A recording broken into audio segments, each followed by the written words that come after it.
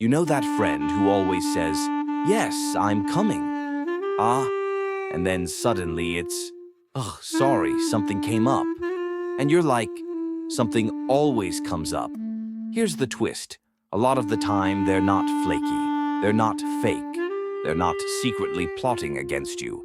They're protecting their brain. Because for some people, a friends gathering isn't fun. It's an emotional obstacle course with snacks. And today, we're breaking down the psychology behind why some people avoid hanging out, even with people they genuinely like. Spoiler, it goes way deeper than they're antisocial. First, it's not the gathering, it's the performance. Social gatherings aren't just social, they're performative. You have to react at the right time, laugh at the right moment, show interest, tell a story, be energetic, be on. Psychologists call this social self-monitoring, the mental effort of managing how you're perceived. And for some people, that effort burns energy fast. They don't hate people. They hate the constant inner noise. Am I being awkward? Am I talking too much? Am I too quiet? Do I look weird right now? So by the time the gathering actually happens, their brain is already tired. Second, some people don't avoid friends. They avoid group dynamics. One-on-one hangouts? Often fine, but groups are chaotic.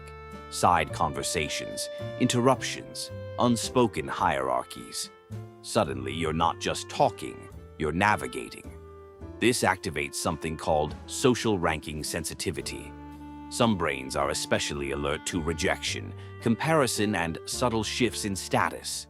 So, a group gathering feels like, where do I fit? Who's closer to who? Am I included or just there? Even when nobody is being mean, the uncertainty feels threatening. Third, there's the "I'll go, but I know how it ends" effect. A lot of people avoid gatherings because they've learned the pattern. They go, they try, they smile, they act normal. Then they go home and feel worse. Not because the night was a bad one, but because it cost them too much. They replay conversations, overthink what they said, feel drained for days. That's post-social crash. And once the brain learns that pattern, it starts predicting pain. If I go, I'll pay for it later. Humans naturally avoid what their brain associates with cost. Fourth, the hidden reason no one talks about. I don't want to be perceived. For some people, being seen feels emotionally unsafe. Not physically unsafe, emotionally. Especially if they were judged a lot in the past, criticized, teased, or labeled as too much or not enough. So even around friends, their nervous system stays guarded. This is hypervigilance, constantly scanning for disapproval. And when your brain is scanning, you can't relax. You're not bonding, you're surviving. Fifth, it's not always anxiety. Sometimes it's low stimulation preference. Some people genuinely thrive in quiet, predictable environments. Routine, solo time, small circles. Psychologists call this optimal arousal theory. Some nervous systems need a lot of stimulation to feel good. Others need very little. So when someone says, "I'd rather stay home and watch my comfort show," they're not depressed. They're regulated. They're choosing peace. But here's the important part. Sometimes avoidance protects you, and sometimes it slowly shrinks your world. If someone avoids gatherings because they're overstimulated or burnt out, that's self-care. But if they avoid because they feel ashamed, scared, or convinced they don't belong, that can turn into isolation. And isolation changes the brain. The less you socialize, the harder returning feels. Not because you're broken, but because your nervous system adapts to withdrawal. So the real question isn't, do you avoid gatherings? It's, do you feel better after avoiding, or lonelier? That answer tells you everything.